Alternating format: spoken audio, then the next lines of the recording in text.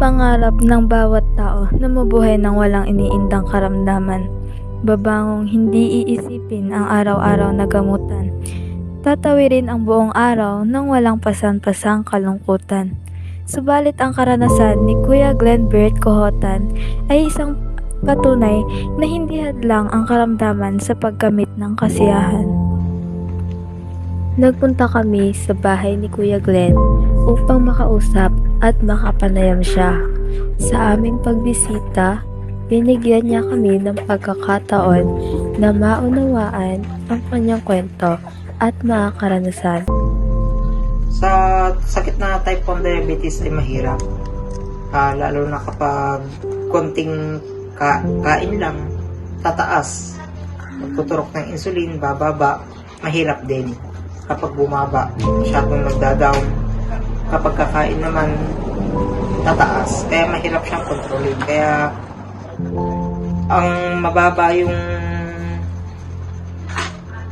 blood sugar, nahihilo. Pag mataas, nahihilo din. Kaya hindi mawari kung mahirap siya talaga kontrolin. Nililipan ko lang sarili ko, dinadaan sa dasal para mawala ang iniisip kung umatake man yung sakit. Hilo na ako na hindi ako makabangon, sobrang labo ng mata ko. Chine-check ko na agad yung sugar ko, yun, mataas. Kaya nagtutok na insulin, yan, bababa naman siya. Pag hindi ko nakain agad, magda-down. Yun ang mahirap pag nag-down. Insulin na lang. Kasi sa ngayon, mahirap magpa-hospital kapag basta't may pang-monitor lang naman ako sa sugar na mataas. Pero mas maganda yung medyo mataas kaysa sa mababa. Yung namamaga yung paa sa babang katawan, namamaga, namamanhid. Komplikasyon na kasi yung sa diabetes. Sabi ng doktor, na pa naman siya, kaya pa naman siya ng gamot, kaya hindi pa required na mag-dialysis. Una sa lahat, ang unang ginagawa ko sa pagkain, reduce sa pagkain, diet, sa mga matatamis na pagkain, hindi nabawasan, mga ganun. Tapos, kapag kaya mag-exercise, naglalakad-lakad ako dyan sa kalsada, papapawis. Lahat ng mga bawal, iniwasan ko na. Panibagong araw na naman para kay Kuya Glenn.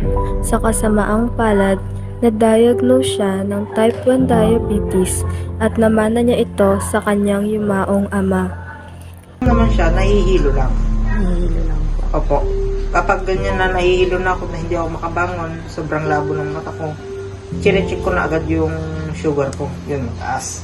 Kaya, nagtuturok na insulin. Yan, bababa naman siya. Pag hindi ko nakain agad, magda-down. Yun ang mahirap pag nag-down. Gamot ko naman, kung minsan nakakain ako sa gobyerno, sentro. Kung wala silang bibigay, walang gamot. Buibili ako ng sarili.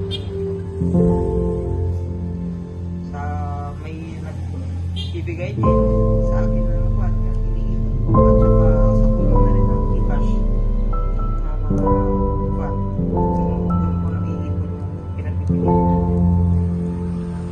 Nahanap ni Kuya Glenn ang kanyang sarili sa gitna ng kalsada. Hindi alam saan patutungo. Nais niyang magpatuloy, subalit tila pa ay ibang daan ang nakalaan para sa kanya. Sa kanya naman, yung sa kapatid ko na pumanaw, maaga pa naman sana yun sa kanya, kaso sa matigas din ang ulo. Yung naggagamot siya, pero kinakain niya pa rin yung mga bawal sa kanya. Tapos, hindi niya sinusunod yung tamang proseso ng gamutan niya. Ayun, lumala hanggang sa huli na. Yun, pumanaw. January 14. Itong taon na to. 21. 21. Oh, yung isang kapatid ko, andito lang. May pamilya din siya, pero yung isa, nasa Manila. Muuwi-uwi din siya dito kapag may okasyon, gano'n. Kapag may mga kailangan niyang gawin, dumadala din siya dito. Nakatira si Kuya Glenn sa tahanan ng kanyang lola na punong-puno ng pangarap na nakakubli sa bawat mata ng mga tao. Kapiling niya rito ang mga batang patuloy na nagbibigay sa kanila ng lakas upang tawirin ang araw-araw na pasan nilang problema. Tinanaw ko na lang sa Panginoon. Kung talagang kung niya pangangalawasan magagawa. Kung sakit, magagamot. Kung patay, hindi na. Yun lang. Pakiramdam. Ang wala siya sa pwede. Yan. Ang hanap buhay niya. Pero nung nagkasakit na siya, wala. Pero hanggang ngayon naman siya ang nagmamahal dito sa bahay.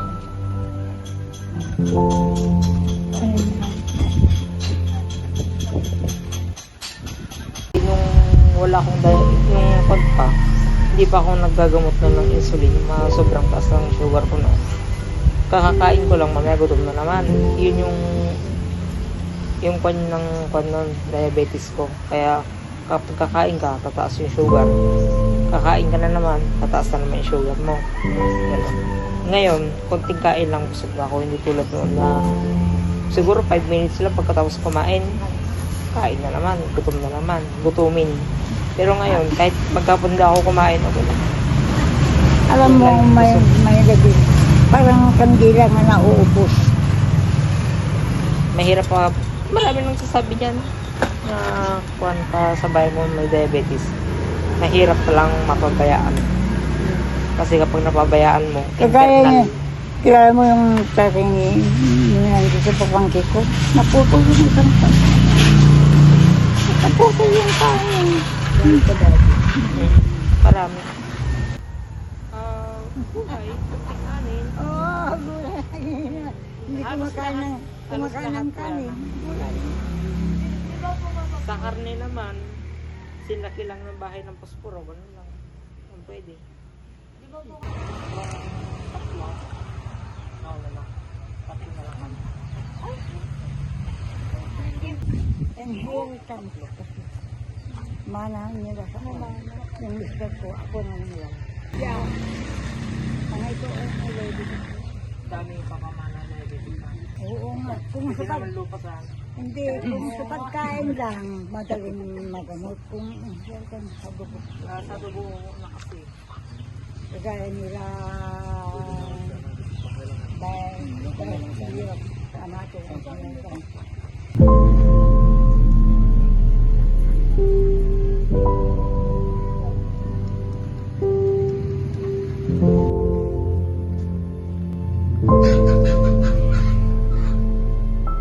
Mamaya kakain na naman, mamaya gutom.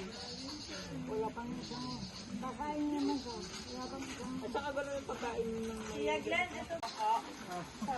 Salamat po kasi pumayag po kayo mag-ipa-interview sa amin. tawag na. Maraming salamat mga din. Kahit konti man lang po yung katulong. At sobrang